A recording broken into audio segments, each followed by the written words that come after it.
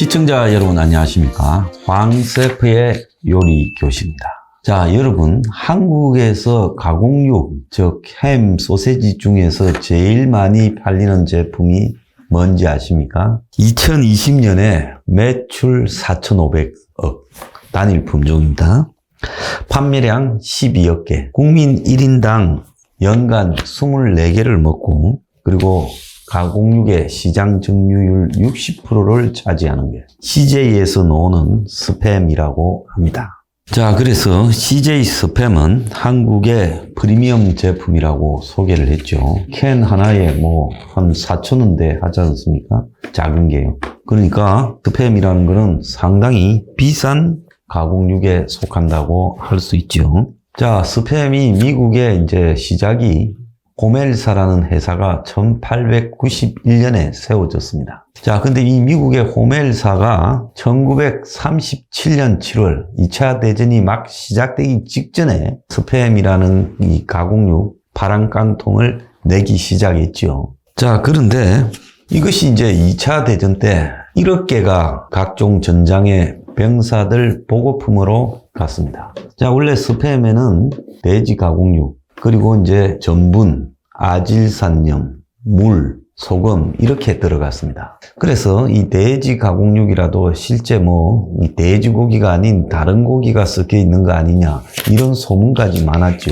이 스팸이라는 것이 지금 전쟁을 치르는 사람들한테 이 고기를 먹일 수가 없지 않습니까? 기술적으로요. 상해버릴 거고. 그러니까 이제 통조림에다가 이 고기를 넣어서 보내는데, 그런데 그 통조림에다가 이 비싼 고기를 넣어서 이렇게 하기는 어려울 거니까 돼지고기에 이 제대로 많이 쓰지 않는 부분, 이런 것들을 모아가지고 가공을 해서, 그냥 또 가공을 하자니까 좀 맛이 그럴까봐 전분까지 넣어가지고 또 상하지 말고 맛이 있으라고 짜게 그렇게 캔에 담아서 2차 대전 때 이제 전선에 투입됐어요. 유럽 전선에 또 아시아 태평양 전선에 이 스팸이 공급이 됐습니다. 그러니까 이제 병사들도 나중에 먹다가 질려가지고 잘 안 먹고, 그러니까 이제 병사들이 안 먹고 남은 거는 이제 이 당시 전쟁으로 망가진 유럽 지역의 국민들한테 나눠줬는데, 그 이제 전시 일종의 배급품이죠.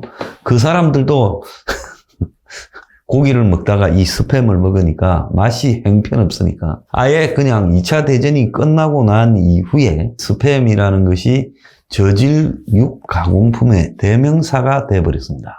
자, 그래서 유럽의 나라들은 그런 저질육 가공품의 대명사로 인식하고 있었는데, 한국에서는 가공육 중에서 비싼 편에 속하고 작은 게 4, 5천 원 하니까요. 그 다음에 그뿐만 아니라 이 스팸이라는 것이 명절 때 선물로 1순위를 차지하고 있다는.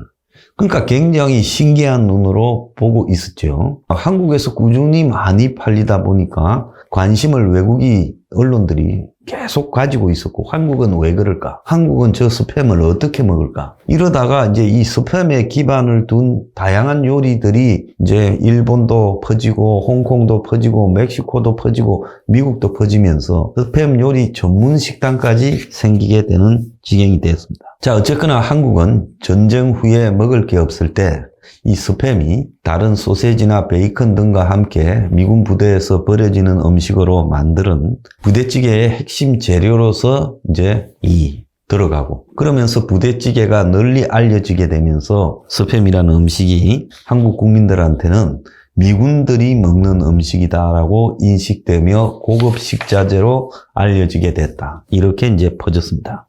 자, 그런데 이 한국에는 제1제당이 미국의 호멜사와 이 로얄티 계약을 맺고 이제 이 스팸을 프리미엄 마케팅을 시작했어요. TV의 메인 이 프라임 시간에 광고를 내고, 그 광고는 인류 탤런트들이나 배우들이 하고, 특히 추석 등에 이 스팸이 고가의 선물이다라고 이렇게 인식을 시켜주는 그런 전략을 팬 거죠. 그뿐만 아니라 미국에서 이 스팸의 이 가공할 때 들어가는 것보다 훨씬 미세한 가공을 하고, 한국 사람들은 고기 100%를 좋아하기 때문에 이 전분도 다 빼버렸다는 겁니다. 또 CJ는 여기에 이제 저온 숙성까지 했다는 거예요. 최근에는 염분을 줄인 그런 스팸까지도 이렇게 팔기 시작하고 심지어 이제 김밥용 스팸까지도 등장을 했어요. 자, 미국 본토에서도 최근에 스팸을 더하는 이 자세나 태도가 달라지고 있다고 하며 상당히 즉 젊은 사람들에게 이 인기를 끄는 트렌디한 식재료로 취급을 받기 시작했다는 겁니다. 그래서 미국의 10대, 20대가 스팸 먹는 법이라는 동영상을 짧은 쇼츠 영상에 올리고 또 미국의 다이닝가에서는 굉장히 유명한 식당들이 대체로 뉴욕 아니면 LA에 있죠. 근데 뉴욕과 LA에서 유명 식당들이 스팸 요리를 다양하게 내놓는다는 거예요. 또 스팸사도 이제 각종 홍보용으로 이제 한정판 고급 스팸들을 내놓고 이게 $100까지 받기도 했다는 겁니다. 자, 그러다 보니까 이게 스팸이 인기를 갖다가 이제 점점 끌어가게 되는 거죠. 자, 그런데 그뿐만 아니라 미국에서는 일본이나 한국의 이런 각종 문화가 좀 쿨한 게 이렇게 받아들여지면서 그러니까 아시아의 음식 문화가 미국으로 역수입되기 시작하면서 한국식 부대찌개 식당이 미국에 생기고 또 스팸 볶음밥, 스팸 김밥 그리고 일본식 스팸 초밥 그리고 스팸 꼬치, 그리고 홍콩식 스팸 샌드위치 등을 파는 가게들이 LA나 뉴욕에서 확산되고 있다는 거예요. 자, 미국에서는 아시아에서 만든 스팸이 미국 본사 스팸보다 훨씬 맛이 있다 이렇게 고급으로 받아들여져서 미국의 기성세대가 상상할 수 없는 그런 일이 일어나고 있다. 자, 그래서 스테이크가 좋은 게 늘린 나라에서 왜 스팸을 먹느냐 이런 인식들이 이제 완전히 깨어지고 있다는 겁니다. 우리가 좋아하는 스팸, 사실 대공황하고도 관계 있습니다. 경제난 시대에 돼지고기 중에서 주로 이제 상품용 고기 부분을 드러내고 남는 목살을 가공한 통조림을 호멜사가 만들기 시작했고, 그러다 보니까 잘 안 먹는 부위의 살들은 어떡하지? 이런 이제 고민에서 비선호하는 부위인 엉덩이, 어깨살 등을 가지고 또 목살처럼 이렇게 햄을 만들어서 진공포장 캔에다가 넣어서 몇 년간 먹을 수 있게 만들었다는 겁니다. 그래서 이제 아까 말씀드린 대로 2차 대전에 1억 개 이상 공급이 되고, 자, 그런데 미국에 이제 전쟁이 끝나고 경기가 회복되니까 이제 먹고 살만해지니까 아무도 스팸을 먹지 않으면서 스팸이 마치 정크푸드, 싸구려 쓰레기 음식처럼 이렇게 인식되기 시작했고, 그러다 보니까 호멜사가 스팸을 광고하기 위해서 이 우편을 통해서 막 보냈다는 거예요.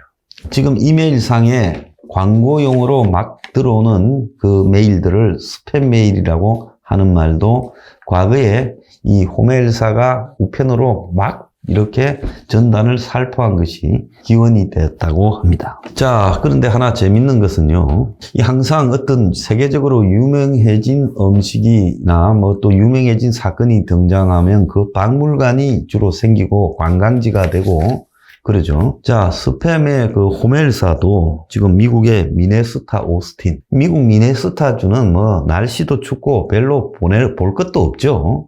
사람들이 잘 안 가는데 지금 50만 명이 다녀간 그런 박물관이 스팸 박물관이라고 합니다. 그래서 미네소타주의 이 스팸 박물관이 91년에 이 호멜사를 만드는 호멜 1세 역사 기념관으로 문을 열어가 10년 뒤에 이제 역사 기념관에서 스팸 박물관이 됐대요. 그러니까 2001년부터 박물관으로서 기능을 했고 2016년에는 호멜사 본사에 있다가 이전을 해서 이 오스틴시라고 하는 그 근처에 있는 그래도 좀 큰 도시 중심가에 위치해 있다는 거예요. 그래서 그 박물관 입구에 돼지 2마리를 몰고 가는 모자 쓴 농부 동상이 있다고 합니다. 자, 이 박물관이 코로나 초기에 문을 좀 닫았는데 하도 연락이 많이 와서 2020년 7월에 몇 달 만에 다시 이제 이 문을 열었고 관람을 허용하고 있는데 이 지역의 대표적인 관광 상품이 되었다고 합니다. 자, 그래서 이 스팸 박물관에 가면 이 엠베스드와 스팸을 합성한 스팸 베스드라는 사람들이 상주하면서 설명을 해준다는 거예요. 이 스팸이라는 말도 스팸이 나왔을 초기에 공모전을 통해서 이름을 공모했고 그 1등 한 사람이 $100를 받았다고 합니다. 자, 그런데 또 재밌는 것은 스팸 회사가 한때는 스팸 걸스라는 뭐 고추 아가씨, 뭐 모카 아가씨 이런 것처럼 홍보 여성들을 갖다가 뽑아가지고 60명을 뽑아서 전 미국 곳곳을 다니면서 스팸을 홍보하도록 했다는 거예요. 스팸이 생기고 22년 만인 59년에 10억 캔을 넘겼고, 그리고 70년에 20억 캔, 그리고 80년에 30억 캔을 넘겼다고 합니다. 지금은 스팸이 전 세계 44개국에서 초당 12.8개가 팔려 나간다고 합니다. 그래서 올해가 스팸이 지구상에 나온 85년 85돌 생일이 되었고요. 스팸이라는 이름을 달고 있는 캔에는 11가지의 종류가 있다고 합니다. 미국 전역에는 700개의 스팸 요리 외식업소가 있고요. 그리고 유명 셰프들도 그의 이 요리 재료 저장실에는 스팸을 대부분 두고 있다고 합니다. 그래서 이제 스팸이 과거에는 장기 보관이 가능하다. 그리고 여러 가지 형태로 먹을 수 있다. 그리고 편하다 이런 거였는데 이제는 이 아시아의 문화, 즉 특성과 결부되면서 상당히 인기 있는 식재료로서 미국 사회에 정착하기 시작했습니다. 그런데 최근에 이제 경제난 시대에 스팸이 다시 제2의 전성기를 맞이했다. 이런 이야기도 나오고 있어요. 그래서 경제가 어려워지니까 그래도 영향을 받지 않는 진짜 상류층들은 하이엔드라고 부르는 아주 고급 제품들을 쓰고 또 먹고, 이제 그러지 않은 좀 어려운 계층에서는 싼 그리고 쉽게 먹을 수 있는 이 식재료를 사용하는데, 최근 미국의 스팸 판매가 기록적인 최고 이 판매량을 나타냈다고 합니다. 원래 이 대공황이 왔을 때 등장했던 이 스팸이 이제 다시 제2의 대공황이 오려는 사회적 분위기 속에서 재각광을 받고 있는 것을 보면 세상 오래 살고 볼 일입니다. 오늘의 디저트, 아무리 천덕구력이라도 언젠가는 삐볼 날이 있다.